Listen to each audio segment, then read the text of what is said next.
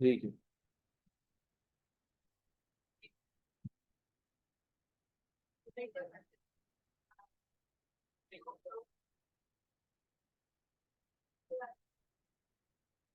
सही है।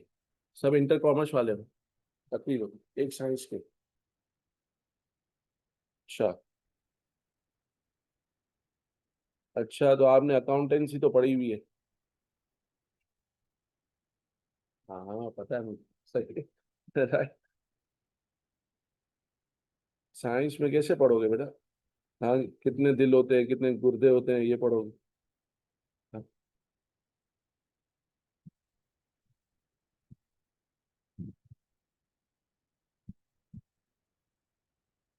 अच्छा, अब देखें। आप लोगों ने साइंस के तो एक स्टूडेंट है, ठीक है। बाकी हैं सब कॉमर्स के। और ऑनलाइन का तो मुझे नहीं है। ऑनलाइन में आप लोग भी बता दो भाई, साइंस के हो या कॉमर्स के हो। मेरी आवाज़ आ रही है ऑनलाइन वालों?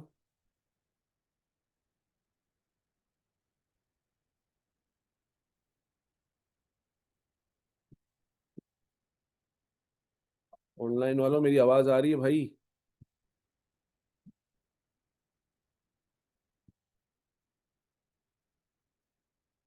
जी सर, आपकी आवाज आ रही है। हेलो। आवाज़ आ रही है कि नहीं आ रही है? जी आ यस रही है। सर आ रही है।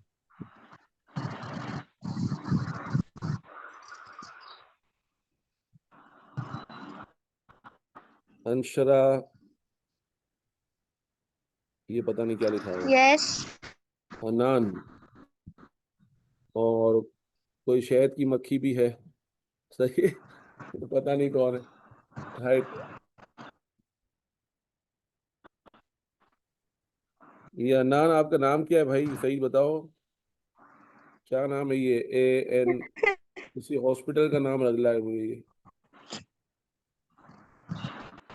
अनान नाम है, अनान। अरमीन नाम है, अरमीन।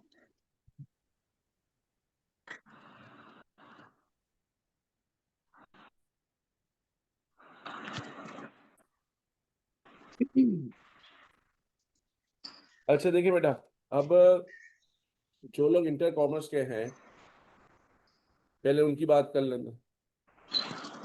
आपने भी इंटर कॉमर्स किया है, तो अब देखिए, FFA पढ़ना है। FFA में आपको ये लगेगा कि यार आपको अकाउंटेंसी आती है तो FFA पढ़ने की क्या जरूरत है? क्यों इतने धक्के खाकर जाएं हम लोग ताबानीस, और अपना टाइम जाया करें, और FFA पढ़ें जो हम किसी कोचिंग सेंटर से पढ़ चुके हैं। किसी ना किसी कोचिंग सेंटर से ही पढ़ा होगा शायद, क्योंकि कॉलेजेस तो इतनी चलती है नहीं, एक आधी कॉलेज के। शायद बदर वाले जो हैं वो शायद रेगुलर क्लासेस होती हों। बाकी नॉर्मली कोचिंग सेंटर्स ही होते हैं जो फर्स्ट से इंटर पढ़ा देते हैं। कॉलेजेस में इतना चलता नहीं है मेरे ख्याल से, ठीक है। तो बेटा, अगर आप ये समझते हो कि आपको अकाउंटिंग आती है, तो कॉन्फिडेंस तो अच्छी चीज़ है। लेकिन जहाँ तक FFA का ताल्लुक है, देखिए, ICME की अकाउंटिंग हो, CA की अकाउंटिंग हो, ACC की अकाउंटिंग हो, BCom की अकाउंटिंग हो, ये सब जितनी भी अकाउंटिंग्स है ना, वो सब एक जैसी हैं। इंटर की भी अकाउंटिंग एक जैसी है। अब वो चीज आपको क्या लगता है कि यार हमें तो आता है, लेकिन जब आपसे एग्जामिन किया जाता है ना, वो एग्जामिनेशन लेने का तरीका क्या है, बहुत डिफरेंट है। ICMA में, CA में, ACCA में जड़ के सवाल पूछे जाते हैं, जड़ के। ऊपर ऊपर से सवाल नहीं पूछे जाते। तो वो इंटर कॉमर्स को, इवन BCom को भी नहीं आते। अब देखिए, मैं आपका थोड़ा बहुत टेस्ट लूंगा, ताकि आपको भी रियलाइज हो कि हम कहाँ लाई करते हैं, और मुझे भी ये पता चले कि जो स्टूडेंट्स पढ़ने आए हैं, अगर वो छुट्टी करते हैं FFA में तो इट्स ओके, उनको छुट्टी कर लेनी चाहिए, उनको आता है। और कुछ इसमें ऐसा कंटेंट है जो आपने इंटर में नहीं पढ़ा होगा। अब मिसाल के तौर पर हम शुरू करते हैं। यार आप दोनों इधर आ जाओ ना, थोड़ा वो स्प्रेड क्लास है, स्टूडेंट का में क्लास स्प्रेड है ना, बाकी ऑनलाइन बैठे हैं। तो इतना जो ना इंटरेक्शन ज्यादा होगा तो हमारा लेक्चर भी थोड़ा अच्छा हो जाता है, इंटरेक्शन कम होता है तो। अब बेटा ये है कि शुरू करते हैं। सही है कि क्या क्या आता है आप लोगों को? अच्छा,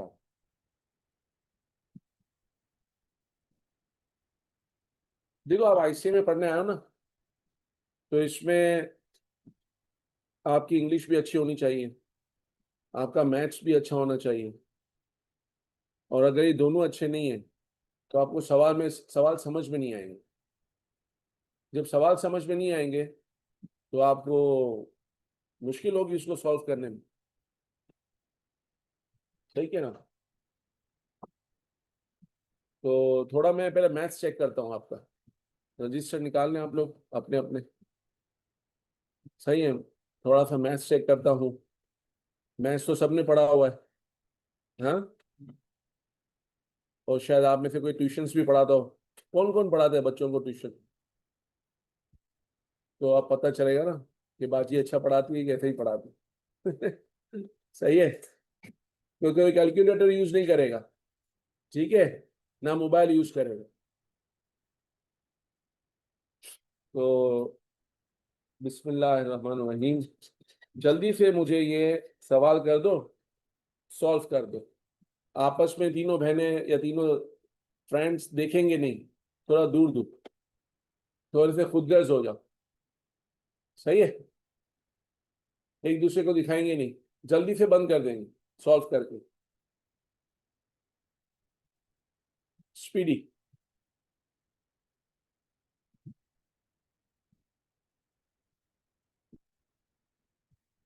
बस बस बातें नहीं करनी। मैंने आपको बोला नहीं बोलना है, आपने सबको जवाब बता दिया। चलो सब अपने अपने तौबे करो, जल्दी से, शाबाश। कर लिया? अच्छा, जल्दी भाई जल्दी, एक छोटा सा डिवाइड का सवाल पूछा है।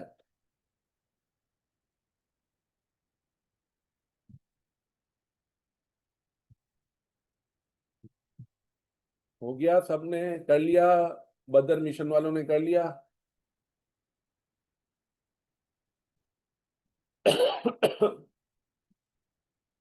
हो गया डन?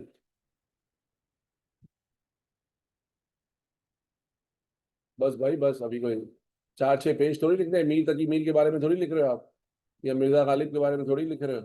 ये 6 पेज का मैंने जो है ना नसर निगार के बारे में खुसूसियात लिखी। चलें भाई, आंसर बताएं। 123। 123 किस किसने किया है? एक, दो, बाजी आपने भी किया है? तीन।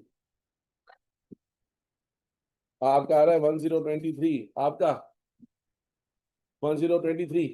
चलो भाई, दो जानों का 1023, 1 2 3, तीन जानों का, एक दो तीन चार, चार जनों का 123। अच्छा आपका भाई 1.203, ग्रेट। और आपका? इन्होंने किया ही नहीं है। और कोई रह गया? तीनों, दो, पांच, 8। अच्छा भाई देखो, सबने गलत किया है। अब इसी तरह अकाउंटिंग का भी हाल होगा। आपको क्या लग रहा होगा, अकाउंटिंग कितने आए थे मार्क्स? 90? ओए होए, 72। आपके कितने आए थे? हाँ, नहीं आपके तो नहीं आए। आपके बायोलॉजी में कितने आए?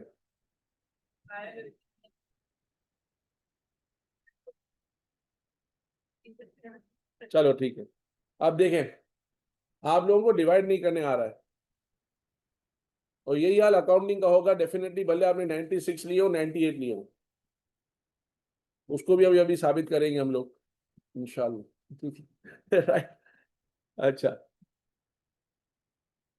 बेटा देखो, जब आप आईसीए में करके या सीए करके या एसी से करके किसी जगह जाते हो ना, तो आपसे वो जड़ के सवाल पूछते हैं। ये जड़ का सवाल था। थोड़ा तो सोचो यार। ये 51,015 रुपीज। अब इधर देख लो, अब सोच, अब भूल जाओगे वो क्यों नहीं हुआ मुझसे। अब इसको देखो। 51,015 रुपीज जो है, आपको 5 भाइयों में डिवाइड करना है। तो क्या एक भाई को आप 1023 दोगे? मैं आज आके बोलूं 51,015 रुपीज आप में बांटना है, तो एक बंदे को कितने मिलने चाहिए? भाई 50,000 में से हर किसी को कितने मिलने चाहिए? 5 जानों को 10 तो मिलने चाहिए, तो 50 बनेंगे। फिर कितने बच जाएंगे? 1,000। 1,000 बचेंगे। 1,000 मैंने क्या करा? सबको कितना कितना बांटा? 200। 50,000 का हिसाब हो गया, 1,000 का हिसाब हो गया, अब कितने रह गए? 15 रुपए। तो वो कितने कितने बांट दूं? तो टोटल कितना हो गया? 10,000। 203। अगर कोई आप में से डिवाइड का सवाल भूल गया था, तो दिमाग तो था ना कि अगर अब 5 दोस्त हैं, कहीं घूमने जा रहे हैं, और 51,015 रुपीज का एक्सपेंस आता है, तो क्या एक दोस्त 123 रुपये देगा? बस दिमाग लगाना है आपको। सही है। अब जहां जहां आप बड़ी बड़ी स्कूलों में पढ़ चुके हो ना, उनसे पैसे वापस ले आओ। बोला हमें डिवाइड का सवाल तो आता नहीं है। आपने हमसे 50-50 हज़ार रुपये फीसें ले ली महीने की। दूसरा, चलो जल्दी से व्हाट्सअप, सब लोग नंबर अपना मोबाइल निकाल लो। सब लोग जल्दी से अपना मोबाइल निकाल के व्हाट्सएप पर आ जाओ। या व्हाट्सएप पर नहीं आओ तो कम से कम मुझे क्या करो, इस नंबर पर व्हाट्सएप कर दो। चलो शाबाश। अपना नाम, फादर का नाम, फादर का नंबर, और आप में कोई स्किल है, कोई भी स्किल, जल्दी से मुझे व्हाट्सएप करो इस नंबर पर। ये मेरा नाम है और नंबर भी यही है मेरा। हो सकता है ना नंबर, भाई क्यों नहीं हो सकता? जब से ये देता हूँ क्या लिखती है ना।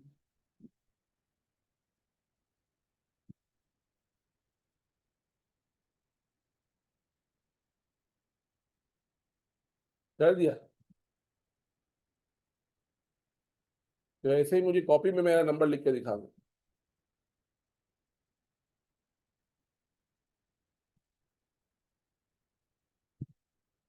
नहीं, सवाल ही पैदा नहीं। ये नंबर नहीं हो सकता। आप डायल वाले उस पे आ जाओ, डायल करो। डायल वाले कीपैड पे आ जाओ। सही है। उसमें जेड कहाँ पर है? अब हो सकता है।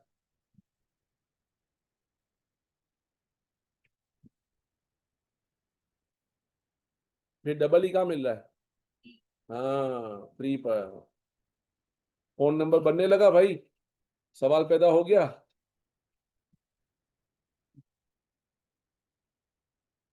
एस कहाँ आ रहा है? शाबाश। सर इस ऑनलाइन नंबर में पे आपका व्हाट्सएप नंबर करो। शो मेरा नहीं हो नाम रहा। भी याद हो गया और नंबर भी आपको याद हो गया।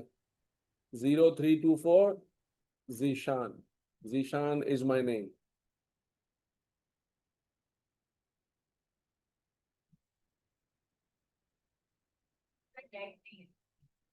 तो एसएमएस कर दो।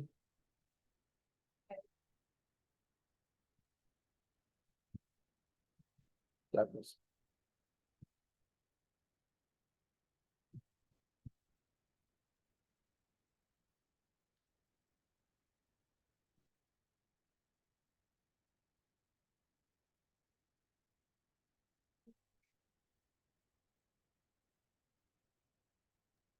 सर ऑनलाइन में आपकी स्क्रीन पे नंबर शो नहीं हो रहा।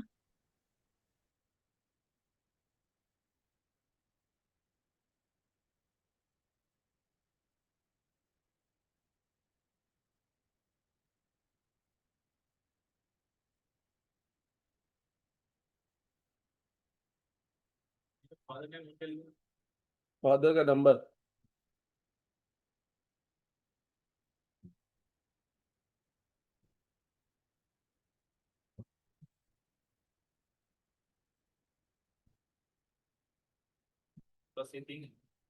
और आपकी कोई स्किल है तो मार्केटिंग स्किल्स, फोटोशॉप, सर मैं फ्रीलांसिंग करता हूँ, कोई भी आपको, आपकी अर्निंग कैपेबिलिटी, आपकी अर्निंग कैपेबिलिटी, कोई अपना शौक लिख दो कि सर मैं ये अच्छा कर लेता हूँ। गर्ल्स अक्सर लिख देती है मैं मुंह बना लेती हूँ। तो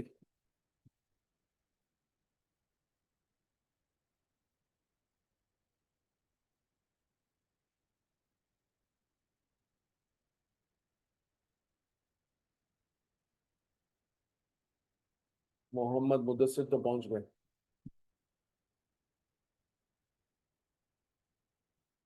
हाफिज हो आप? मुदस्सिर माशा। कहाँ से क्या है? बैतुल।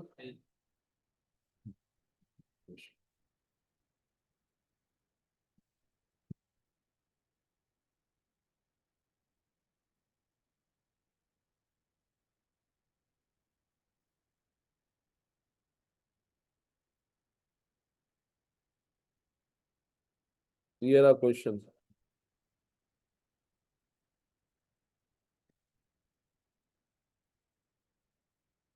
अच्छा बेटा, जो ऑनलाइन वाले हैं वो अपना ये भी बता देना कि कौन कॉमर्स का है कौन साइंस का है। चलें, फिर आगे बढ़ते हैं बेटा। अब आगे बढ़ने में ये है कि थोड़ा सा मैं अकाउंटिंग को चेक करता हूँ आप लोगों की। और मेरे हिसाब से जिसको अकाउंटिंग आती है या जो अकाउंटिंग पढ़ चुका है और जिसने अकाउंटिंग नहीं पढ़ी है, उन दोनों को लाजमी क्लासेस लेनी चाहिए। थोड़ी सी भी सुस्ती नहीं करनी चाहिए क्योंकि कई कॉन्सेप्ट्स आपको नए मिलेंगे। ठीक है। और अगर आपने इस स्टेज पर अपनी अकाउंटिंग अच्छी नहीं की, इस मुगालते में रहे कि यार हमने तो पढ़ा हुआ है, तो आगे जाके जो अकाउंटिंग का एडवांस पेपर होगा उस वक्त जब आप टीचर से पूछोगे यार ये बेसिक बात तो बताओ, तो वो बोलेगा सॉरी, मैं यहाँ बेसिक बातें बताने के लिए नहीं बैठा हुआ, मैं आपको एडवांस बातें बताने के लिए बैठा हुआ हूँ, एडवांस बातें हैं पेपर में, तो पहले वो कवर कराऊंगा ना।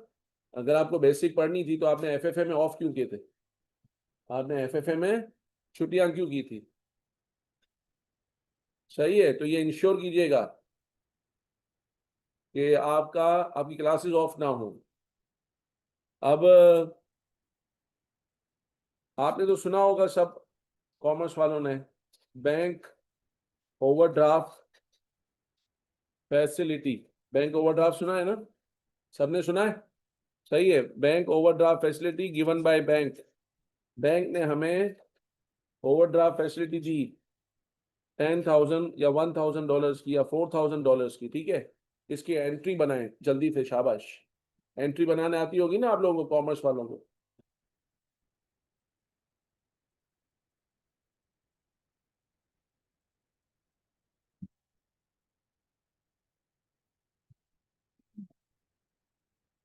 ऑनलाइन वाले भी बनाए जल्दी से, शाबाश। नहीं क्रेडिट दिया बंद कर दो, जीरो को। ओवरड्राफ्ट फैसिलिटी पड़ी है ना बेटा? अच्छा, बैंक ने हमें फैसिलिटी दी है कि हम आपको 4,000 का लोन देंगे।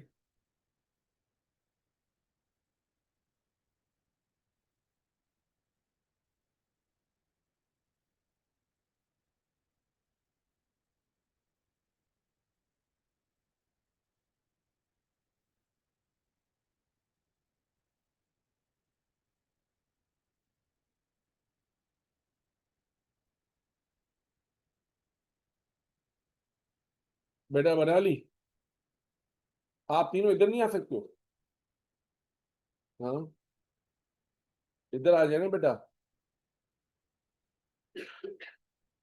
आप यहाँ पे सेफ हो, सिक्योर हो, खुदा ना खासा, मैं समझता हूँ इन तमाम चीज़ों को। लेकिन इधर आ जाओगे ना तो थोड़ा इंटरेक्शन बेहतर रहता है। आपका जो लिबास है उसके बाद हम खुद डिफेंसिव हो जाते हैं, ठीक है। राइट। खुदा ना खास्ता हमें कोई किसी से कोई थोड़ी कोई तकलीफ देनी है आप लोगों को बेटा। हाँ, हमारे बच्चे हो सब, हाँ।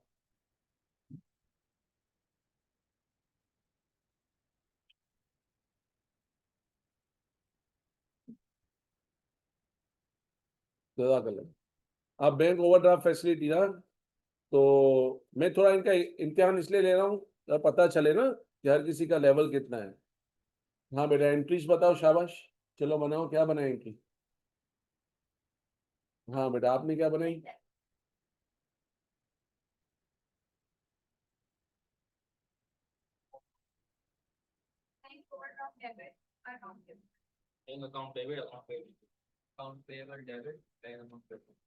अच्छा, मजे की बात है कि इसकी एंट्री नहीं बनेगी।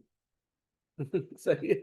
मजे की बात यह है कि इसकी एंट्री नहीं बनेगी। सर क्यों नहीं बनेगी? देखो बेटा, एंट्री उस वक्त बनती है जब ट्रांजैक्शन होती है। ट्रांजैक्शन क्या होती है मुदस्सिर? लेन देन होता है। तो अभी तो फैसिलिटी दे रहा है वो आपको, आपने उसको अवेल थोड़ी किया है। सही है, आपने बैंक ओवरड्राफ्ट फैसिलिटी का देखा, चल भाई दे मार 4.5 लाइबिलिटी होती है। Bank debit overdraft facility credit या अकाउंट पेबल क्रेडिट। सही है। अच्छा। जी बिल्कुल पढ़ाएंगे, सब पढ़ाऊंगा, आप परेशान ना हो। अभी तो मैं इनका टेस्ट ले रहा हूँ, ठीक है। अच्छा, तो कुछ मुझे आइडिया हो गया कि माशाल्लाह अकाउंटिंग बहुत अच्छी है, 96 मार्क्स। सही है। तो बहरहाल देखिए, हम शुरू करते हैं अब अकाउंटिंग को।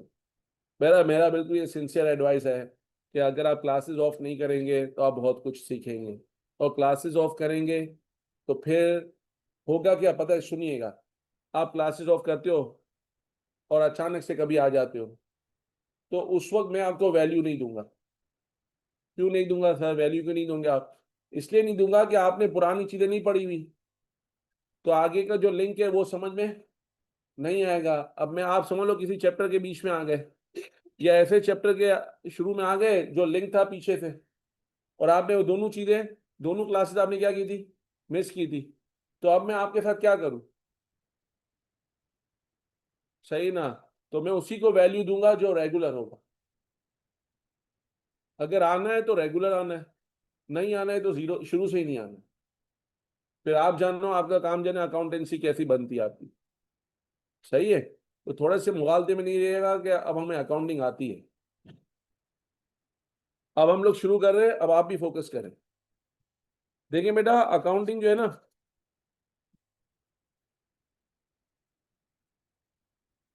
अकाउंटिंग करने से पहले हम थोड़ा बिजनेस को स्टडी कर लें। और अकाउंटिंग हर उस जगह लाजमी है जहां रिसोर्सेज हैं। अकाउंटिंग हर उस जगह लाजमी है जहां रिसोर्सेज हैं। सर रिसोर्सेज क्या होते हैं? जिससे आप लोग सब आए हुए हो, आप ताबानीज के रिसोर्सेज हो। सही है, आपने फीस जमा कराई है। अब हम पर ड्यूटी है कि हम आपको क्या करें, पढ़ाएं। तो किसने कितनी फीस दी है, किसको कितना पढ़ाना बाकी है, इन सब का हिसाब किताब रखना क्या है, अकाउंटिंग है। चाहे होटल्स हों, चाहे इंस्टीट्यूट्स हों, एनजीओज हों। एनजीओ को भी तो डोनेशन मिलता है ना, तो डोनेशन कहाँ इस्तेमाल कर रहे हैं? गवर्नमेंट हो, तो where there are resources there is accounting. क्या जुमला बना बेटा हमारे पास? Where there are resources there is.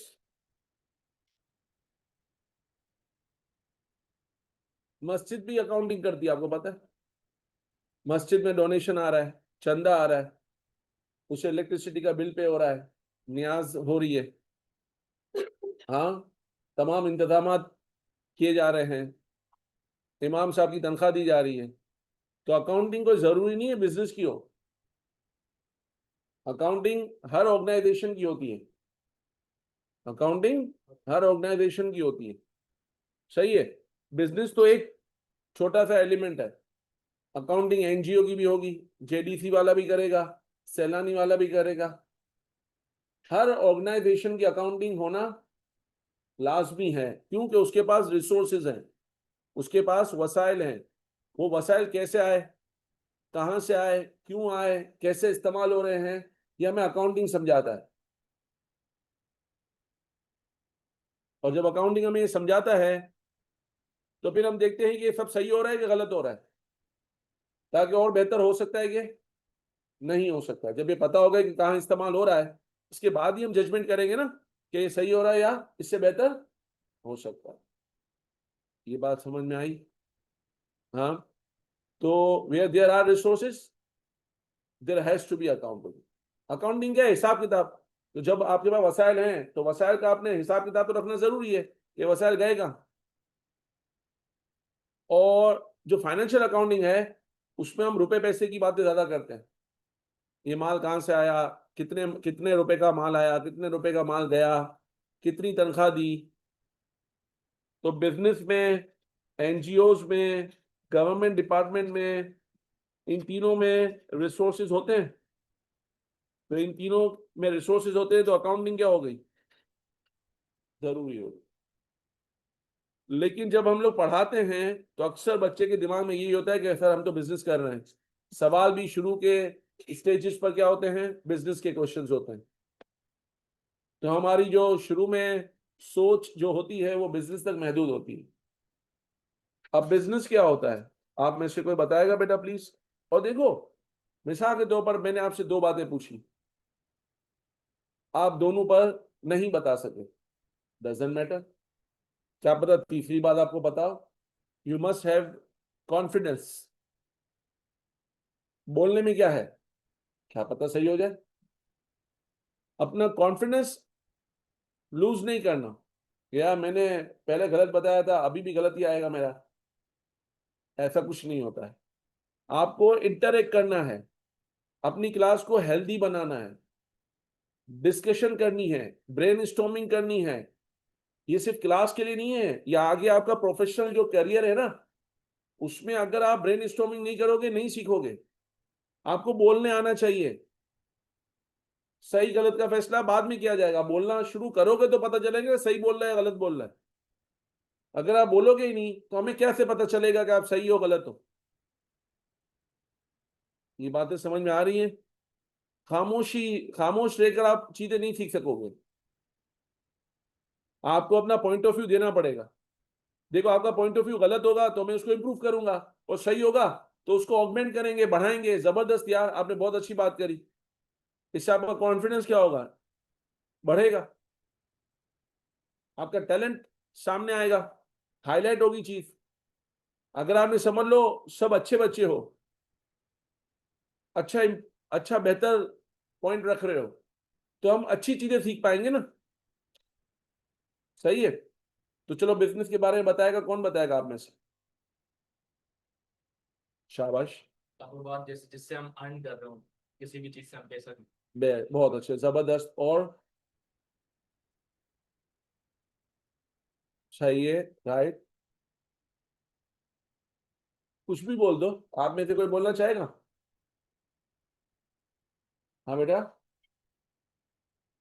Connectivity, activity, जबरदस्त। एंड एक्टिविटी, जबरदस्त। देखिए, इनके पॉइंट से दोनों के पॉइंट हाईलाइट हुए, जबरदस्त। तो अगर मैं इसको थोड़ा इंप्रूव कर दूं, बोला आपने दोनों ने सही, ठीक है बेटा। Any legal activity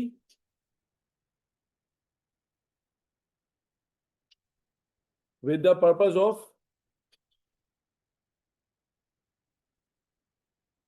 making profit। आप लोगों ने भी यही बोला, एक ने प्रॉफिट बोला, एक ने अर्निंग बोला, सही है, राइट। और एक्टिविटी क्या होनी चाहिए बेटा? लीगल होनी चाहिए। इलीगल एक्टिविटी बिजनेस का पार्ट नहीं।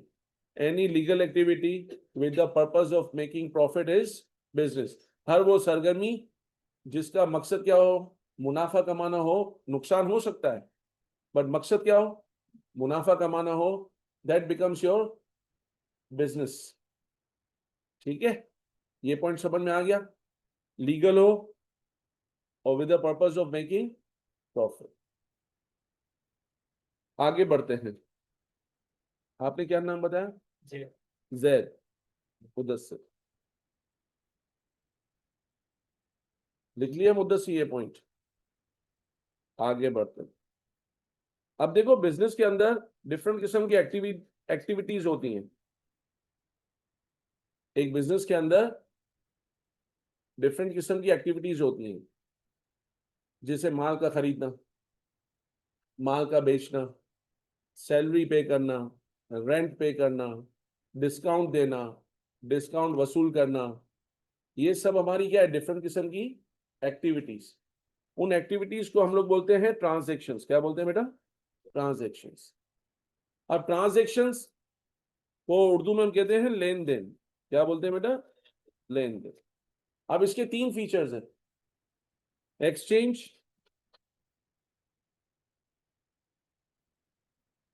एक्सचेंज का मतलब क्या होता है? तबादला।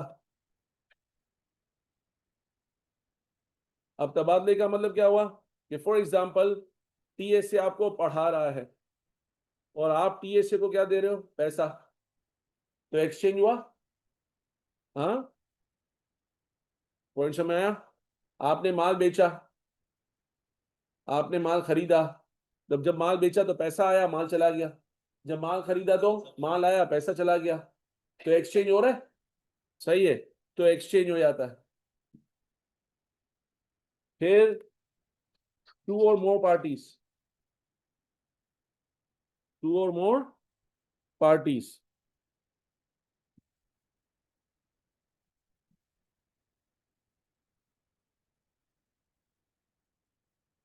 आप दिखाई दे रही है स्क्रीन? स्क्रीन दिखाई दे रही है बेटा? जब भी ऐसा कोई सीन हो ना, तो आप मुझे व्हाट्सअप कर दो या कॉल कर दो कि सर स्क्रीन नहीं दिखाई दे रही है, क्योंकि हम इतना चैट देखते नहीं है। तो फौरन जो है ना, आप एक कॉल कर लिया करो कि सर स्क्रीन नहीं दिखाई दे रही है। सर। बहरहाल हमने ये सब पढ़ा है, देखो एट द मोमेंट हेलो। हमने ये पढ़ा है। ऑडियो तो आपके पास आ ही रही होगी। सर आपका नंबर नहीं पता। बैंक ओवरड्राफ्ट फैसिलिटी, ये देखो सवाल पूछा था। सवाल पूछने के बाद मैंने अपना नंबर बताया था। इसके बाद ये एंट्री पूछी थी। इसके बाद हमने थोड़ा पढ़ना शुरू किया रिसोर्सेज वगैरह के बारे में। फिर हमने बिजनेस की डेफिनेशन पढ़ी। अब हम पढ़ रहे हैं ट्रांजेक्शन्स। ठीक है, और इसके फीचर्स पढ़ रहे हैं। पहला फीचर एक्सचेंज, दूसरा टू और मोर पार्टीज। फौरन जहन में आपके आना चाहिए कि यार सर जवाब नहीं दे रहे तो व्हाट्सअप कर दे या कॉल कर लें। कॉल कर लिया करो व्हाट्सअप पर, सही है, ताकि मेरी तवज्जो इस पर चली जाए स्क्रीन शो हो रही है कि नहीं। और आप में से जो ऑनलाइन है वो कोशिश करके फिजिकल क्लास में आना चाहिए उसे। फिजिकली इंसान ज्यादा सीखता है। अगर आप अभी भी मिसाल है जॉब करने जाओगे तो क्या घर पे बैठ के जॉब करोगे? और आपको मैं एक बात बता दूं कि जो लेटेस्ट जनरेशन है ना, आजकल एक सर्वे चल रहा है कि ऑर्गेनाइजेशंस वाले इनको नहीं रख रहे, जो आजकल की जनरेशन है, क्योंकि वो थोड़े कंफर्ट जोन से बाहर नहीं आ रही। वो सुस्ती में लगी हुई है। वो घर पे बैठकर कमाना चाहते हैं, स्मार्ट वर्किंग करना चाहते हैं, हार्ड वर्किंग नहीं करना चाहते, लोगों के साथ इंटरेक्शन में घबराते हैं। तो उनको ऑर्गेनाइजेशन फारिग कर रही है। तो सर हमारा क्या होगा? आपके लिए तो एक अपॉर्चुनिटी आ गई। क्या अभी आप ये तमाम चीजों से क्या हो जाओ? दूर हो जाओ, एक्टिव हो जाओ, हार्ड वर्क हो जाओ, हार्ड वर्कर हो जाओ। तो आपकी ऑर्गेनाइजेशन में जगह बनना शुरू हो जाएगी। क्योंकि आपके अतराफ में कई ऐसे लोग हैं जो सुस्त हैं। वो बोलते हैं भाई हम रात को काम करेंगे, रात को हम जागते हैं, प्रोडक्टिविटी हमारी रात की है, हम दिन में सोते हैं। तो यहाँ तो आपके लिए गोल्डन अपॉर्चुनिटी है जो हार्ड वर्कर है उसके लिए। जिसको बोलते हैं जेन जी, सुना होगा आपने, आजकल बहुत चल रहा है कॉमन, जेन जी जेन जी। जेन जी की कोई वैल्यू नहीं है आजकल, क्योंकि तमाम इंडस्ट्री किनके हाथों में है? मिलेनियल्स के हाथों में, जो जेन जी नहीं है, जो हार्ड वर्क से पहुंचे हुए हैं आगे। एक्सचेंज, टू और मोर पार्टीज, और तीसरा आपका आता है फाइनेंशियल एस्पेक्ट।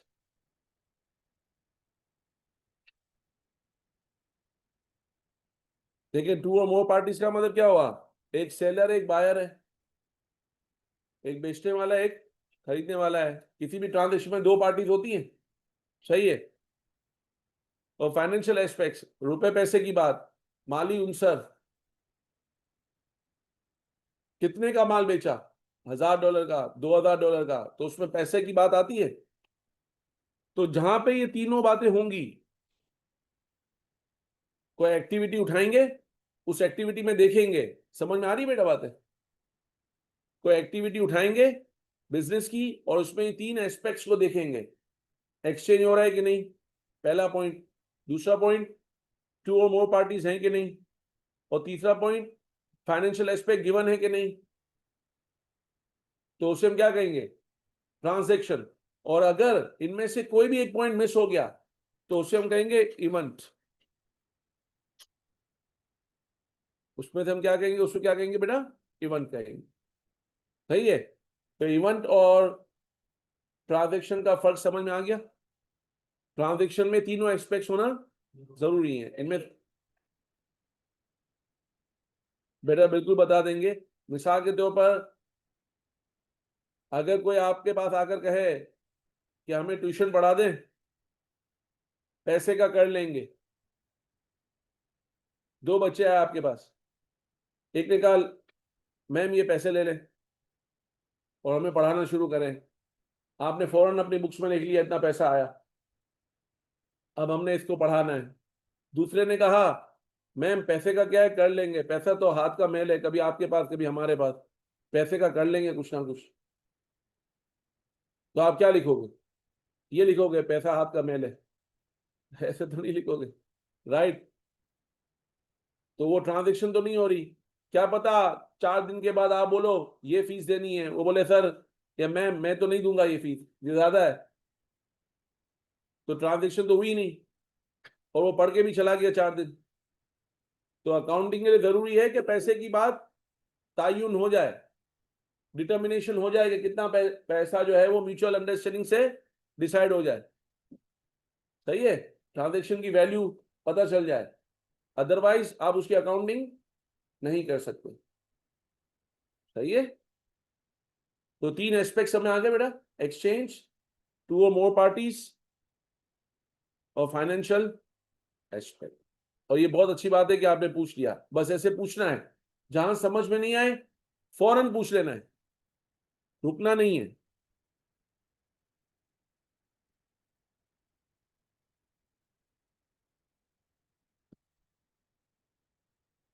देखिए बेटा, हमने पहले डेफिनेशन पढ़ी बिजनेस की, देन हमने क्या पढ़ा, बिजनेस के अंदर जो एक्टिविटीज हैं, अगर वो लेन देन है तो इसके तीन एस्पेक्ट्स हैं, और इनमें से एक भी एस्पेक्ट मिसिंग है तो वो क्या बन जाता है? इवेंट बन जाता है। आगे बढ़ जाए, यहां तक क्लियर है? चलो अब हम आते हैं अकाउंटिंग। अकाउंटिंग क्या है? अकाउंटिंग एक साइंस है। सर साइंस है? साइंस का क्या मतलब होता है, कोई बताएगा आप में से?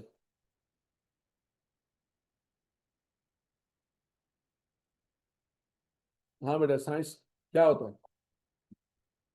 बताएं बताएं, कुछ भी बोल दें। दिमाग लगाना। साइंस का मतलब होता है इल्म। साइंस का मतलब क्या होता है? इल्म। तो अकाउंटिंग एक साइंस है, अकाउंटिंग एक इल्म है। किस चीज का इल्म है? कि रिकॉर्ड कैसे करें। सर क्या रिकॉर्ड करना है, किसी का रिकॉर्ड लगाना है? नहीं, किसी का रिकॉर्ड नहीं लगाना। हमें क्या करना है? रिकॉर्ड करना है किसको? ट्रांजेक्शन्स को।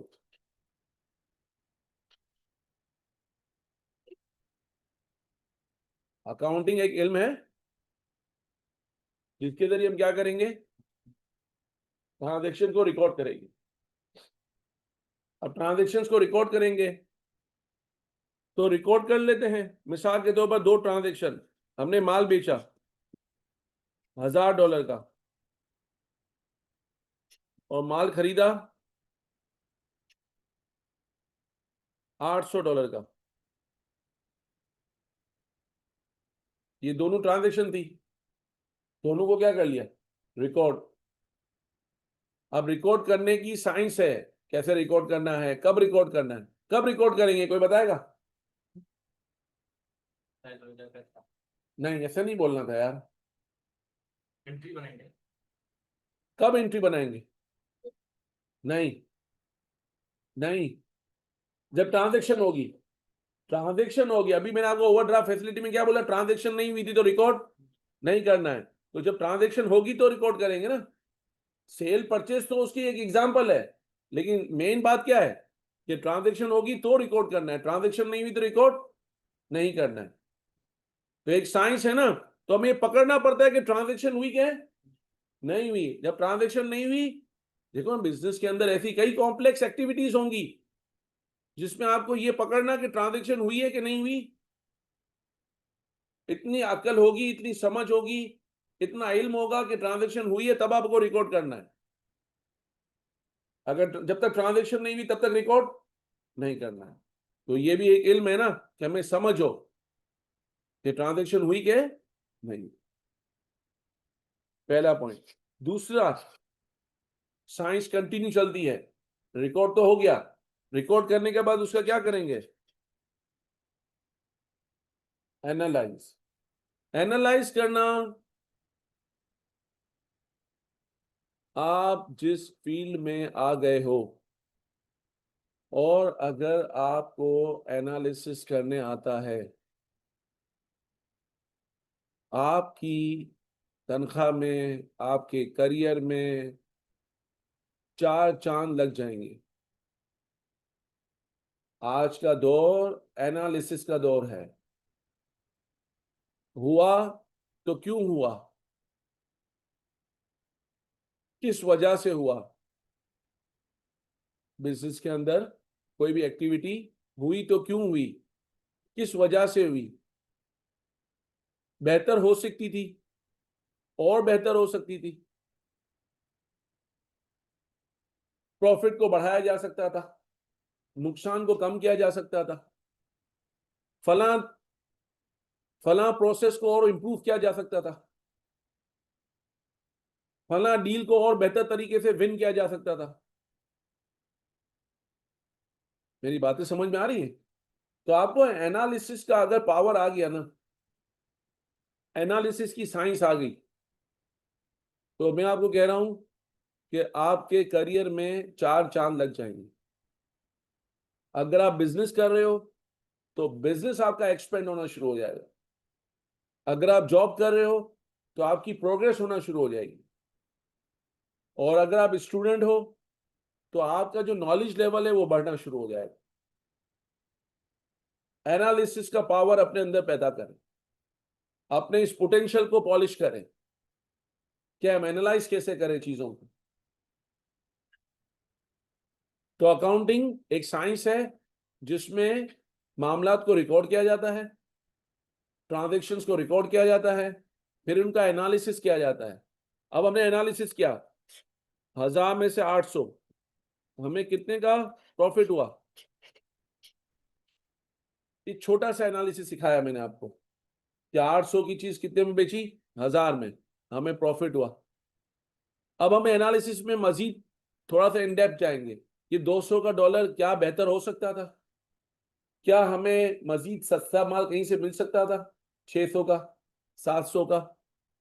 क्या हमारा परचेस मैनेजर सुस्त तो नहीं है, हमारा परचेस मैनेजर मार्केटों से वाकिफ है कि नहीं, जहां अच्छा और सस्ता माल मिलता है, या वो महंगा माल लेकर आ गया। हमारा परचेस मैनेजर इस काबिल है कि उसको मार्केट्स का पता है, इतना एक्सपीरियंस्ड है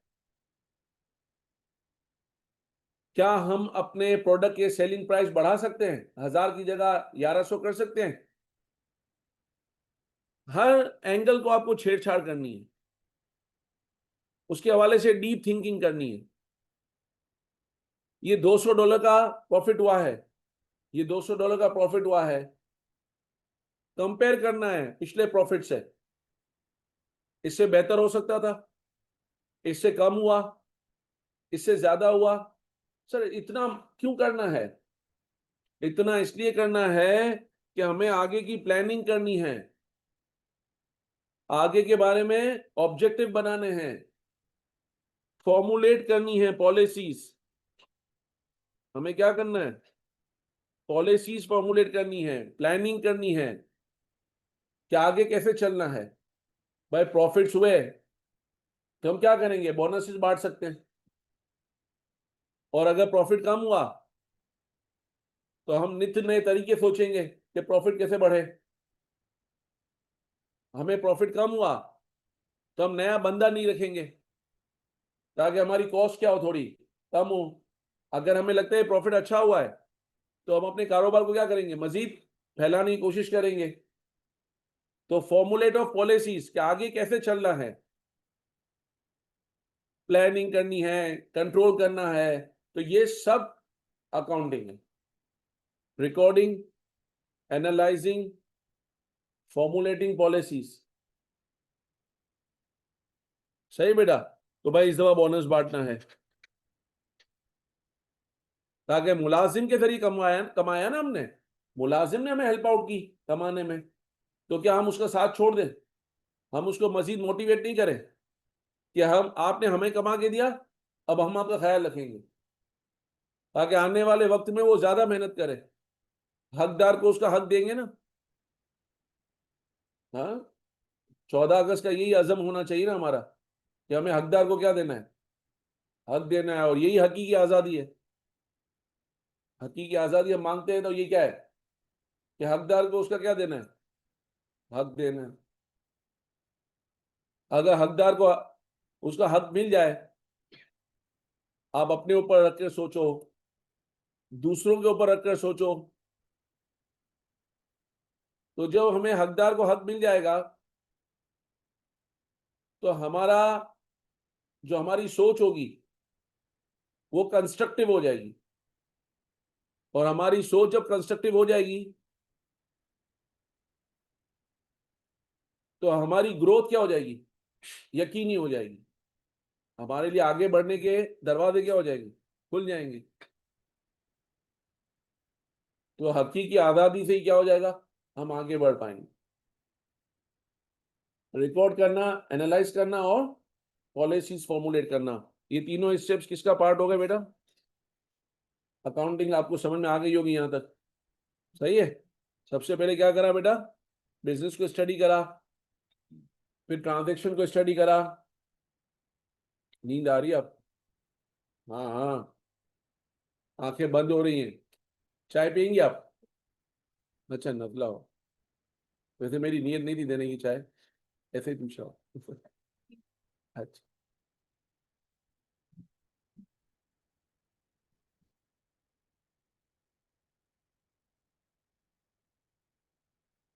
ये बात क्लियर हो गई बेटा? हाँ, ऑनलाइन वालों समझ में आ रही है बातें कि नहीं? हाँ या ना बोल दो भाई। यस सर, आ रही है।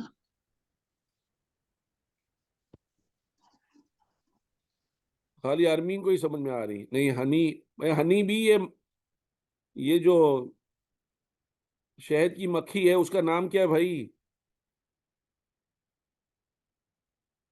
अंशरा को भी अल्हम्दुलिल्लाह समझ में आ रहा है, अच्छी बात है। शहद की मक्खी आपका क्या नाम है? आप आदमी हो, औरत हो, क्या हो? हाँ,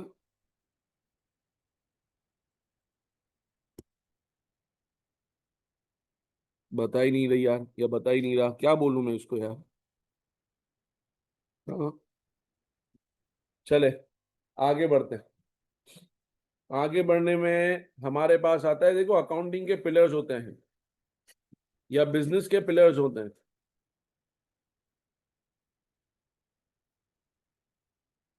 उन बिजनेस के पिलर्स को याद रखने के लिए आपके पास है एक क्लियर का वर्ड। बिजनेस के पिलर्स को याद रखने के लिए कौन सा वर्ड है? क्लियर का वर्ड है। आप लोगों ने पढ़ा हुआ है पहले क्लियर का वर्ड? देखो, C फॉर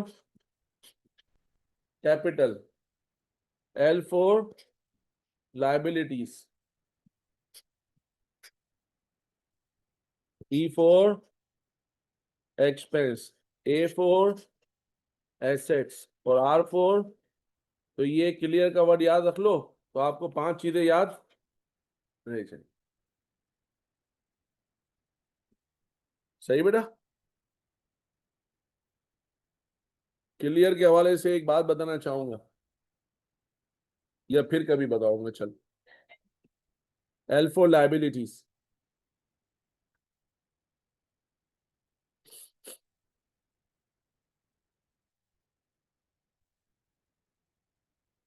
आर हो गया।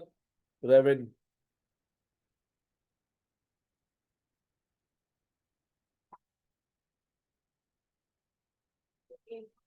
एसेट्स,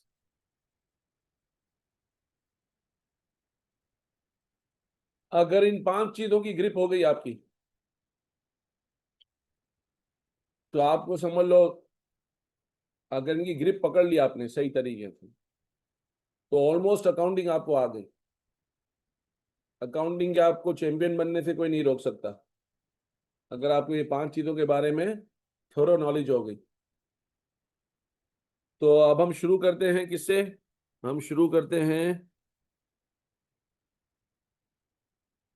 ओके, उम्मे राबिया, राइट, शुक्रिया। तो कैपिटल, लायबिलिटीज, एसेट्स, रेवेन्यू और एक्सपेंस। ठीक है बेटा? तो क्लियर का वर्ड आप हमेशा याद रख लेना। अब देखिए, सबसे पहले हम एसेट्स को पढ़ते हैं। एसेट्स का मतलब होता है रिसोर्सेस।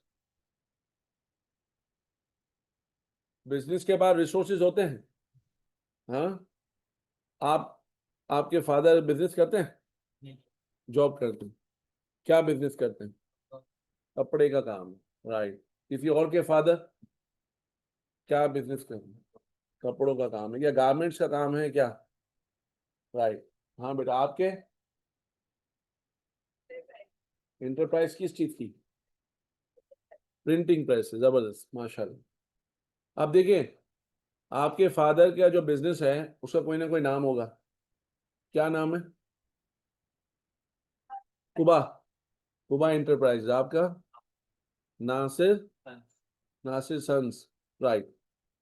अब नासिर सन्स एक बिजनेस का नाम है, कुबा इंटरप्राइजेस एक बिजनेस का नाम है।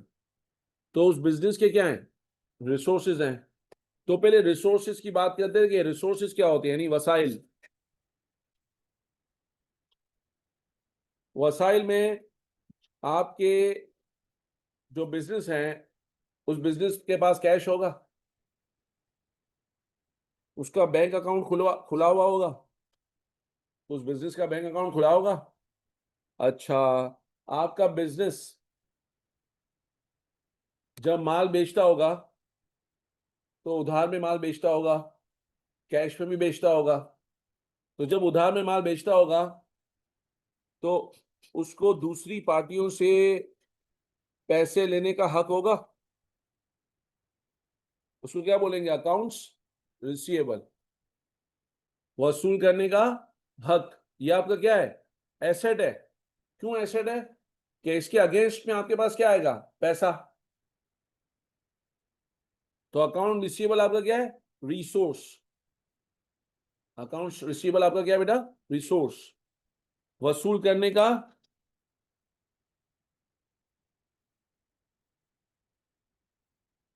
वसूल करने का हक। यहां आ जाओ, फर्नीचर होगा शॉप में, शोरूम में, ऑफिस में, इंटरप्राइज में। हाँ, शॉप होगी, ऑफिस होगी, और जो कारोबार करते हैं उसका माल होगा जिसे मुद्दस्सिर के फादर जो है कपड़े का काम करते हैं, आपके फादर कपड़े का काम करते हैं बेटा, तो मर्चेंडाइज है। कपड़ा कपड़ा कपड़े वाले के लिए कपड़ा क्या है? मर्चेंडाइज, जिसका वो कारोबार करते हैं। मर्चेंडाइज का दूसरा नाम गुड्स, बहुत अच्छे, शाबाश। Inventory, stock. आपके फादर की कपड़े की शॉप है बेटा, तो कपड़ा उनके लिए मर्चेंडाइज है, जिसको खरीद कर वो इसलिए खरीदते हैं कि बेचें। हर वो माल मर्चेंडाइज है जिसको बिजनेस इसलिए खरीद रहा है कि उसको बेचेगा। सही है, हर वो माल मर्चेंडाइज है जिसको बिजनेस इसलिए खरीदेगा कि उसको बेचना पड़ेगा, बेचने के लिए ले रहा है वो, तो उसको क्या बोलते हैं? मर्चेंडाइज। और मर्चेंडाइज के कितने नाम है? 3 नाम और है ना, मर्चेंडाइज, गुड्स, इन्वेंट्री और स्टॉक। अच्छा, एक तरफ मैंने मर्चेंडाइज लिखा, कैश लिखा, बैंक लिखा, अकाउंट रिसीवेबल लिखा, और एक तरफ फर्नीचर लिखा, शॉप लिखा, ऑफिस लिखा, मशीनें लिखी, हाँ, इक्विपमेंट्स लिखे। तो अगर हम इसको स्टडी करें, इस स्क्रीन को, तो हमें कुछ पता चला कि इसमें कुछ ऐसी चीजें हैं, फर्नीचर वगैरह तो सामने दिखाई दे रहा है, लेकिन कुछ ऐसी चीजें हैं जो दिखाई नहीं देंगी, जैसे वसूल करने का हक। वसूल करने का हक दिखाई तो नहीं दे रहा, कैसा होता है, उसकी शक्ल कैसी होती है? Nobody can say. इस तरह बैंक में हमारा अकाउंट खुला हुआ है, वो भी क्या है? एक हक है कि हम बैंक से पैसा मांगते हैं। तो दूसरी चीजें तो हैं, फर्नीचर वगैरह, मिल्कियत, मिल्कियत में आ गया ना सब, ये प्रॉपर्टी वगैरह में आ गया, ये सब हमारी प्रॉपर्टी है, फर्नीचर वगैरह। पॉइंट समझ आ रहा है बेटा? लेकिन इसके साथ, प्रॉपर्टी के साथ क्या लगा हुआ है? ये प्रॉपर्टी हो गया, मिसाल के तौर पर फर्नीचर प्रॉपर्टी का खाली जमीन नहीं होता है कि हमारा प्रॉपर्टी का काम है, ये भी समझ लो प्रॉपर्टी है, फर्नीचर वगैरह हमारी मिल्कियत में है ना। सही है। और हमारे राइट्स, बिजनेस का राइट, भाई बिजनेस का राइट है ये, अकाउंट रिसीवेबल, वसूल करने का हक। बिजनेस का राइट है बैंक, कि जब चाहो बैंक से पैसे निकलवा लूं, भाई मेरा अकाउंट है, मेरा अकाउंट, मेरी मर्जी है कि नहीं? मेरा अकाउंट, मेरी मर्जी।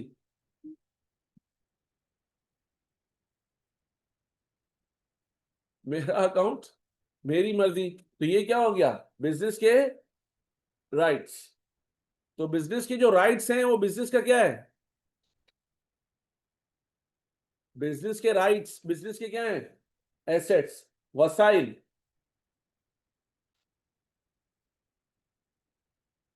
तो ये तो एग्जांपल्स थी। अब मैं आपको एक छोटा सा सेंटेंस बताता हूं, एक कीवर्ड बताता हूं, जिससे आपको पता चल जाएगा कि फला बिजनेस का एसेट्स है और फला नहीं है। हर वो चीज बिजनेस का एसेट है जिसमें बिजनेस के लिए फ्यूचर इकोनॉमिक बेनिफिट्स मौजूद हो। क्या बोला मैंने? हर वो चीज बिजनेस का एसेट्स है जिसमें बिजनेस के लिए क्या मौजूद हो? Future, future economic benefits. ये लिख लो अपने पास। सही है, हर वो चीज, हर वो हक, आगे ये भी लिख लेना, हर वो चीज, हर वो हक, हक जरूर लिखना, ठीक है, जिसमें बिजनेस के लिए क्या मौजूद हो? फ्यूचर इकोनॉमिक बेनिफिट्स, जिससे बिजनेस को आने वाले वक्तों में क्या होगा? बेनिफिट्स मिलने वाले हों। फ्यूचर इकोनॉमिक बेनिफिट्स, फ्यूचर के बेनिफिट्स मिलने वाले हों, वो बिजनेस का क्या है बेटा? एसेट्स। हर वो चीज, हर वो हक, जिसमें बिजनेस के लिए क्या मौजूद हो? फ्यूचर इकोनॉमिक बेनिफिट्स, वो बिजनेस का क्या है? एसेट। क्लियर है बात? आप देखो, आप इस जुमले पर सबको एग्जांपल्स को पिक करने की कोशिश करो। इधर देखना बेटा,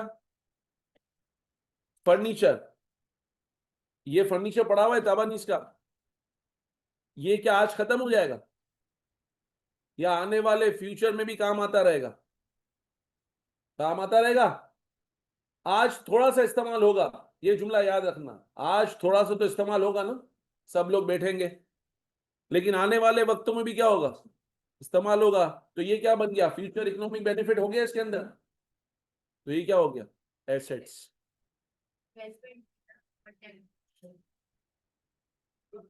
हम बिजनेस की बात कर रहे हैं, मालिक की इन्वेस्टमेंट है, हम मालिक की बात नहीं कर रहे। अभी हम किसकी बात कर रहे हैं, बिजनेस की बात कर रहे हैं, हम मालिक की तरफ नहीं जा रहे अभी। सही, हम बिजनेस की बात कर रहे हैं। बिजनेस के लिए क्या है, एसेट। क्यों, कि कोई आपको बोलेगा ये एसेट है, तो आप अगला जवाब क्या होगा, हाँ इसके अंदर क्या मौजूद है, फ्यूचर इकोनॉमिक बेनिफिट्स। अगर आपने जवाब नहीं दिया, आपको एसेट की डेफिनेशन नहीं आती। दूसरे पे आ जाओ, शॉप। शॉप होगी तो आने वाले वक्तों में बिजनेस को फायदा देती रहेगी, फ्यूचर इकोनॉमिक बेनिफिट। हाँ, आप में से सबने फीस दे दी है, किस पूरी पूरी फीसें दे दी, मिसाल है किसी ने नहीं दी, मिसाल है, तो ताबानीज आपको क्या बोलेगा कि भाई आपको पैसे देने हैं। तो ये जो हक है ताबानीज का, सुने बेटा, जो ताबानीज का हक है कि जिसकी बुनियाद पे वो आपको कह रहा है जरा बैठे आपसे बात करनी है, तो आपके ध्यान में आएगा अभी बिठा रहा है पैसे मांगेगा। सही है, राइट। तो ताबानीज के पास ये हक है ना कि वो आपको क्या बोलेगा, भाई आपने पैसे देने हैं। तो वो जो हक है वो क्या हो गया, अकाउंट रिसीवेबल। वो हक क्या हो गया, अकाउंट्स रिसीवेबल। तो इस अकाउंट रिसीवेबल में क्या मौजूद है, फ्यूचर इकोनॉमिक। पैसे निकालो, सर कल दे देंगे। तो आने वाले वक्तों में वहां से क्या आने वाला है, पैसा आने वाला है, future economic benefits. Sir bank क्यों हमारा एसेट है, बताओ क्या फ्यूचर इकोनॉमिक बेनिफिट बताओ। बैंक अकाउंट हमने खुलवाया हुआ है, इसमें हमारा फ्यूचर इकोनॉमिक बेनिफिट क्या है बताओ, तभी वो एसेट है। अगर फ्यूचर इकोनॉमिक बेनिफिट मौजूद नहीं है तो वो एसेट नहीं है। तो बैंक तो एसेट है, तो क्या मौजूद है बताए, कौन बताएगा। हमने बैंक अकाउंट खुलवाया हुआ है, इसमें हमारा क्या फ्यूचर इकोनॉमिक बेनिफिट है। बहुत अच्छे, हम आने वाले वक्तों में बैंकिंग वाली ट्रांजेक्शन कर सकेंगे इसके साथ, और बहुत अच्छा हमारा फंड्स मैनेज रहेगा, और हमारा पैसा सिक्योर रहेगा। तो फ्यूचर इकोनॉमिक बेनिफिट्स हैं, बैंक हमारा क्या हो गया। देखो क्राइटेरिया पकड़ना है, अगर क्राइटेरिया क्या है, फ्यूचर इकोनॉमिक बेनिफिट्स, अगर उसमें हमारे लिए फ्यूचर इकोनॉमिक बेनिफिट्स नहीं है तो वो हमारा एसेट नहीं। उसके साथ लगे हुए रिस्क, हमारे रिस्क भी तो है, बैंक बंद हो जाए, सर रिस्क भी है, बेनिफिट है तो साथ क्या है, रिस्क भी है। फ्यूचर इकोनॉमिक बेनिफिट्स और रिस्क दोनों हमारे हैं, बिजनेस के हैं। हर वो चीज जिसके अंदर फ्यूचर इकोनॉमिक बेनिफिट हो, जिसके अंदर रिस्क हो, और वो सब किसके हो मिलने वाला हो, बिजनेस को, तो वो बिजनेस का क्या बन गया। अब मैंने फ्यूचर इकोनॉमिक बेनिफिट के साथ क्या शामिल कर लिया, रिस्क भी। सर अकाउंट रिसीवेबल में तो बेनिफिट है, पैसा आएगा, रिस्क क्या है, पार्टी खा गई पैसे, पार्टी हमारे पैसे खा गई। इसकी एक नॉर्मल मिसाल बताता हूं। सर हमें कैसे पता चलेगा कि ये मुद्दस्सिर का बिजनेस का एसेट है या जैन के बिजनेस का एसेट है, मिसाल के तौर। तो जिसके साथ जिसका फ्यूचर इकोनॉमिक बेनिफिट होगा, जिसका रिस्क लगा हुआ होगा उस चीज के साथ, वो उसका क्या है, एसेट है। ये पॉइंट समझ आया। तो रिस्क और रिवॉर्ड्स यानी बेनिफिट्स जिसके पास होंगे वो उसका क्या है, एसेट है। ये पॉइंट समझ आ गया? यानी किसी क्राइटेरिया समझ आ गया होगा आपको, ये कोई फलां चीज एसेट है या नहीं है, तो आप कैसे पिक करोगे? Future economic benefits and risks. हर चीज का रिस्क तो लगा हुआ होता है। सर ये फर्नीचर हमारा है, क्या पता आप बैठे बैठे आप तोड़ दो, तो टूटना भी तो फिर हमारा ही है कि भाई बच्चे आते हैं, फर्नीचर टूटता भी है। हाँ, अपनी फीस ऐसे वसूल करते हैं तोड़ ताड़ को। सही, राइट। तो उसके अंदर फ्यूचर इकोनॉमिक बेनिफिट्स भी हो और रिस्क भी हो, तो ये समझ आ गया। तो देखो एसेट्स को हमने कैसे पढ़ा कि ये हमारे रिसोर्सेज है। पहला पॉइंट मैंने आपको ये बताया। दूसरा पॉइंट मैंने क्या बताया कि इसके अंदर प्रॉपर्टीज भी शामिल है, इसके अंदर हमारे राइट्स भी शामिल है। दूसरा पॉइंट ये बता दिया। तीसरा पॉइंट मैंने आपको क्या बताया कि कीवर्ड बताया, future economic benefits and risk. इसके अंदर दोनों मौजूद हैं बिजनेस के लिए। तो ये सब हमारा क्या हो गया? क्राइटेरिया हो गया। तो एसेट की डेफिनेशन समझ आ गई। तो किसी भी चीज को एसेट बनाना है या एसेट समझना है या देखना है कि ये एसेट है या नहीं है बिजनेस का, तो आप क्या देखोगे? फ्यूचर इकोनॉमिक बेनिफिट्स और रिस्क। अब सुने एक बहुत अच्छी बात। बिजनेस ने, एक बिजनेस है, एक बिजनेस है, ठीक है? एक मिनट,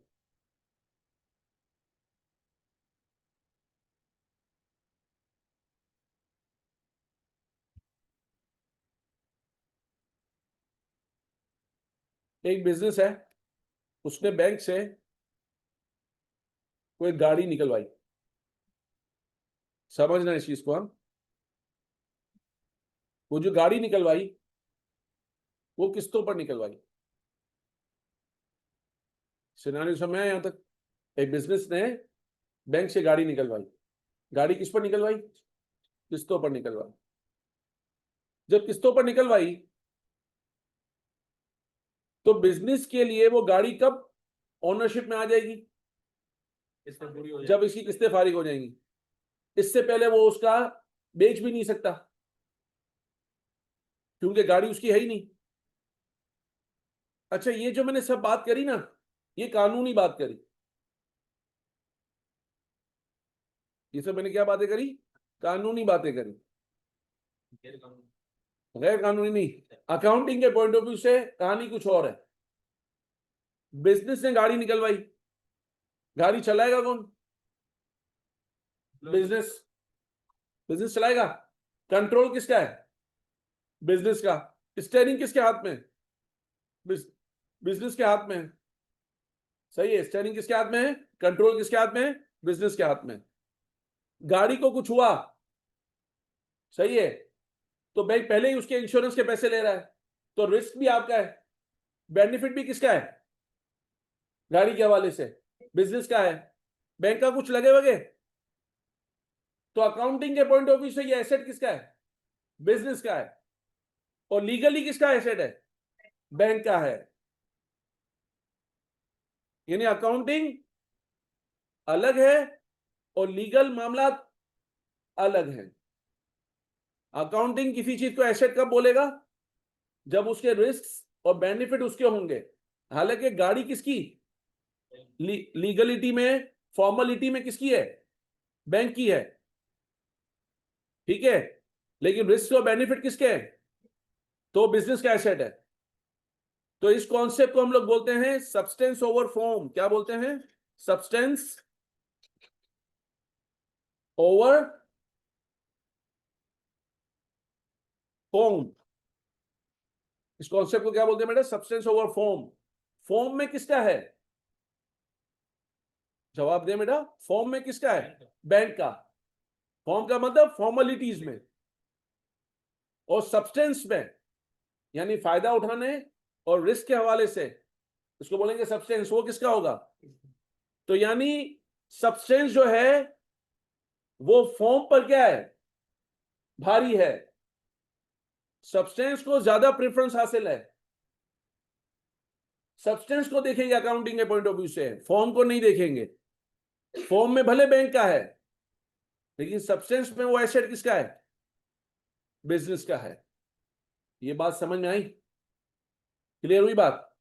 अकाउंटिंग के लिहाज से सब्सटेंस मैटर करता है, फॉर्म मैटर नहीं करता। इसी को बोलते हैं सब्सटेंस ओवर फॉर्म। एक और मैं आपको मिसाल देता हूं। एक शख्स है, उसकी दो माएं हैं। एक मां ने पैदा किया और एक पालने वाली है। अब आप मुझे बताएं कि पालने वाली मां होती है या पैदा करने वाली मां होती है? पालने वाली। क्यों? कि उस शख्स के हवाले से जितने भी रिस्क है, जितने भी रिस्क हैं, जितनी भी एफर्ट्स हैं, जितनी भी तकलीफें हैं, उस पालने वाली ने बर्दाश्त करी हैं। पैदा करने वाली ने तो एक मर्तबा तकलीफ बर्दाश्त करी, लेकिन पालने वाली ने पूरी जिंदगी का साथ है उसके साथ। तो वो हकीकत में बेटा किसका है? पालने वाली का। अगर मैं इसको मजीद आगे बढ़ाऊं तो हमारे जो सोल्जर्स होते हैं वो अपने पैदा करने वाली मां को छोड़कर पालने वाली मां यानी जमीन के लिए अपनी जान क्या कर देते हैं? कुर्बान कर देते हैं। वो ये नहीं सोचते कि मैं पैदा करने वाली मां से दूर हो जाऊंगा। वो ये सोचते हैं कि मैं पालने वाली मां के लिए अपनी जान कुर्बान कर दूं। पॉइंट समझ आया? तो जिसके रिस्क एंड बेनिफिट है उसका वो एसेट है। ये पॉइंट क्लियर हुआ? क्लियर हुई बात? अब मेरा नहीं ख्याल कि आपने कोचिंग सेंटर में ये बातें पढ़ी होंगी। सही है, बिल्कुल। ये सब क्या आएगा? ये किसको, ये बेनिफिट किसको देगा? सब ताबानी को बेनिफिट देगा, बिजनेस को। आपके अबू की शॉप है, आपके अबू की शॉप है, आपके अबू के यहाँ पे मर्चेंडाइज है, अकाउंट रिसीवेबल है, ये सब किसको फायदा देंगे? बिजनेस को फायदा देंगे। अभी आप मालिक को बीच में नहीं लाओ, अभी आप मालिक को बीच में नहीं लाओ। मालिक अलग है और बिजनेस अलग, मालिक अलग है और बिजनेस अलग है। हम अब उसी की तरफ जाएंगे जो आपको बार बार एक चीज सता रही है ना, ये बेनिफिट किसको मिल रहा था? बेनिफिट फिलहाल किसको मिल रहा था? बिजनेस को मिल रहा था। तो वो बिजनेस का एसेट है। तो ये पॉइंट क्लियर हो गया बेटा? आगे बढ़ते हैं। हैवी तो नहीं हो रहा? क्लियर हो रही है बातें? और तेज से तो नहीं आ रहा ना? सही है। अच्छा, अब बिजनेस के पास क्या आ गए? एसेट्स हैं। बिजनेस के पास एसेट्स हैं, फर्नीचर है, कंप्यूटर है, सब है, रिसोर्सेज हैं। अब हमने ये देखना है कि ये रिसोर्सेज आए कहां से हैं। बिजनेस के पास रिसोर्सेज कहां से आए हैं? सही है। तो बिजनेस के पास रिसोर्सेज आए हैं। बिजनेस को शुरू करने के लिए सबसे पहले रिसोर्सेज कौन लगाएगा? Owner, capital. सही है। पहला बिजनेस का सोर्स, पहला बिजनेस का सोर्स कौन है? उसका ओनर। अच्छा, रिसोर्सेज की कोई वैल्यू होगी? हाँ, $1000 लगाए, $1000 लगाए, $1000 लगाए। किसने लगाए? मालिक ने। उस सोर्स की वैल्यू कितनी हो गई? 1000। रिसोर्स की वैल्यू भी कितनी? 1000। और ये जो सोर्स है उसकी वैल्यू भी कितनी? 1000। और ये पहली सोर्स कौन बनता है? मालिक, ओनर। अच्छा, अगर मिसाल के तौर पर बिजनेस के दो ओनर हैं, हो सकते हैं ना पार्टनरशिप। अच्छा, एक ने $1000 लगाए, दूसरे ने 2000 लगाए। तो सोर्स की वैल्यू और कितनी हो गई? बढ़ गई 2000 से। सोर्स की वैल्यू भी बढ़ गई और रिसोर्स की भी बढ़ गई। तो इसका मतलब क्या हुआ कि जितना मालिक कारोबार में रिसोर्स लगाता जाएगा, क्या बोला मैंने? जितना मालिक कारोबार में रिसोर्स लगाता जाएगा, जितना मालिक कारोबार में क्या लगाता जाएगा? रिसोर्स। हाँ, सुनना, उतना कैपिटल क्या होता जाएगा, बढ़ता जाएगा। थोड़ा फोकस करेंगे बेटा प्लीज। कहने का मतलब है कि अगर पाउडर हम लगा रहे हैं आप सब बातों को छोड़ दो, मेरी बात का जवाब तो आपको समझ में आ जाएगी बात। एक बिजनेस है, सही है, उसमें $1000 आपने लगाए, आप मालिक बन गए, ये रहे $1000 बिजनेस के बढ़ गए, और सोर्स क्या बने, आप ओनर हो, आपका कारोबार पे कितना हक हो गया, $1000 का हक हो गया। हाँ, आपका पार्टनर आया, समझ लो ये पार्टनर है आपकी, उन्होंने 2000 लगाए, तो कारोबार के पास कितना कैश बढ़ गया, 2000 और बढ़ गया। अब आप मुझे बताओ किसका हक ज्यादा है, इनका हक ज्यादा है कारोबार पर या आपका हक ज्यादा है कारोबार पर, इनका हक ज्यादा है। और तो हक कैसे पैदा होता है, मालिक का हक कैसे पैदा होता है कारोबार पर, जब वो मालिक में क्या लगाता है और कारोबार में क्या लगाता है, रिसोर्स। तो इसका मतलब क्या हुआ, ओनर के राइट को हम लोग क्या बोलेंगे, कैपिटल। ओनर के राइट को क्या बोलेंगे, कैपिटल। बिजनेस के राइट को क्या बोलते थे,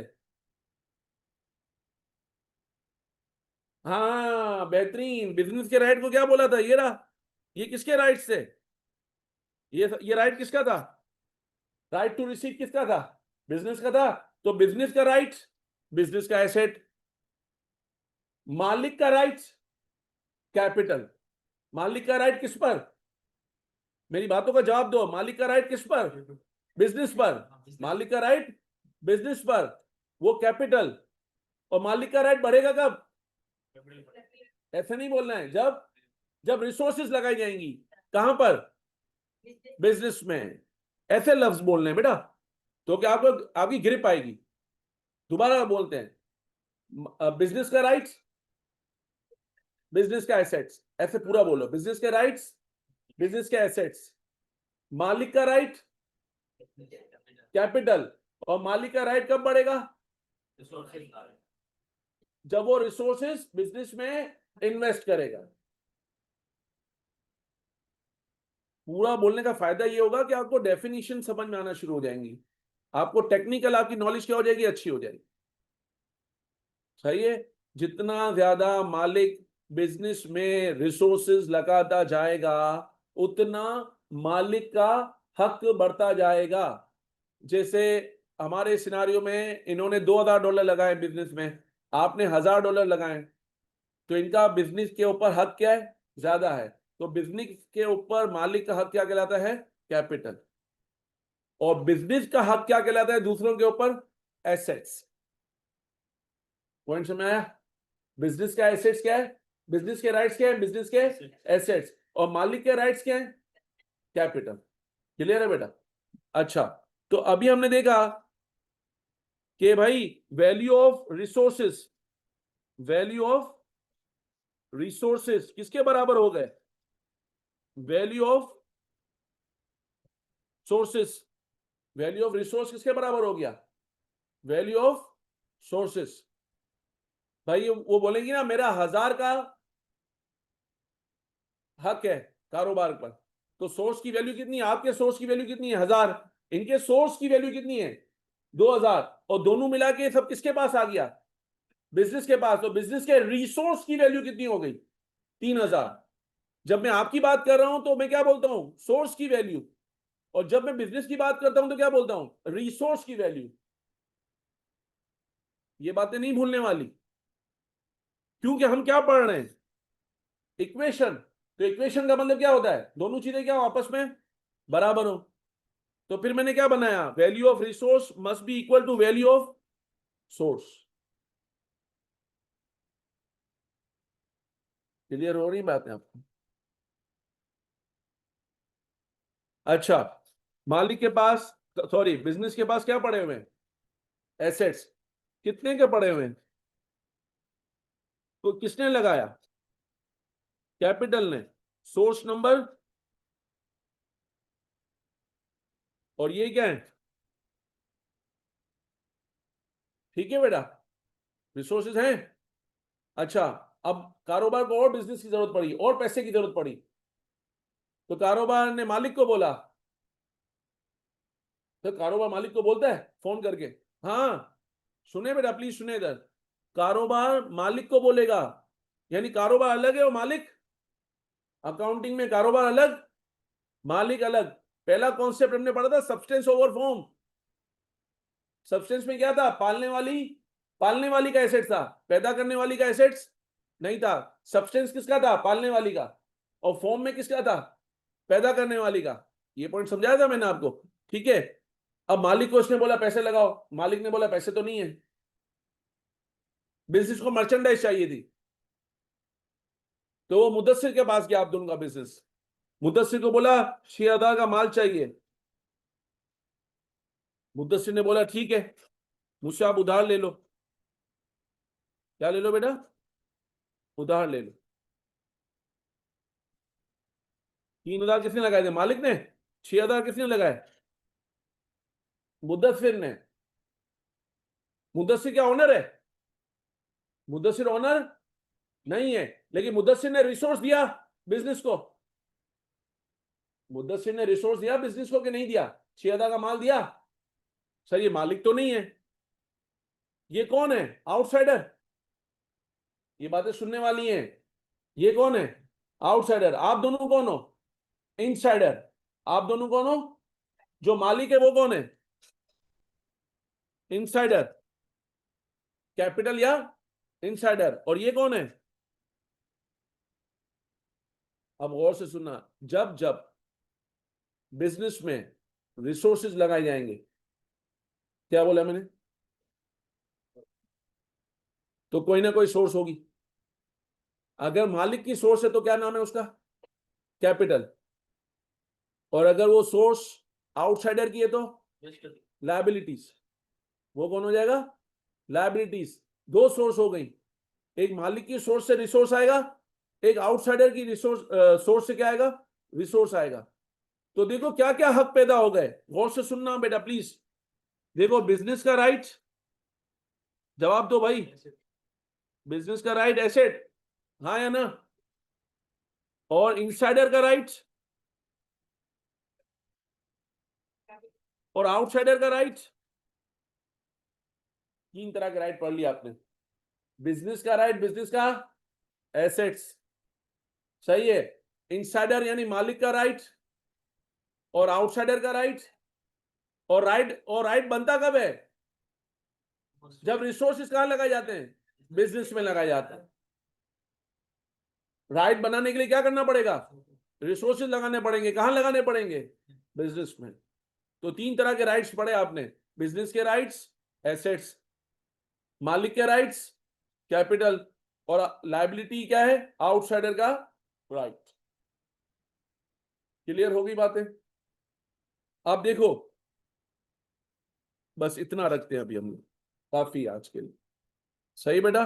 तो ये सब बातें आपको अपने दिमाग में बिठानी है। कोई बात ऐसा पॉइंट जो आपको क्लियर नहीं हुआ हो, सही है, आप मुझसे पूछ सकते हैं, राइट। व्हाट्सएप वगैरह पे भी आप मुझे मैसेज कर सकते हैं कि सर ये पॉइंट समझ में नहीं आ रहा, तो मैं आपको इंशाल्लाह कोशिश करूंगा कि फौरन जवाब दूं, अगर क्लास में नहीं हुआ तो। ठीक है बेटा, लेकिन आप अपनी क्यूरी छोड़ सकते हो, क्या क्यूरी छोड़ देते, सर अपने हिसाब से जवाब दे देंगे। ठीक है जी बेटा। हाँ, क्लास किसकी है, अकाउंटिंग। और किस चीज की क्लास, पेपर का होगा, जब आपकी तैयारी हो जाएगी। ड्यूरेशन 2-3 महीनों में हो जाएगा पेपर आप, सही है। तो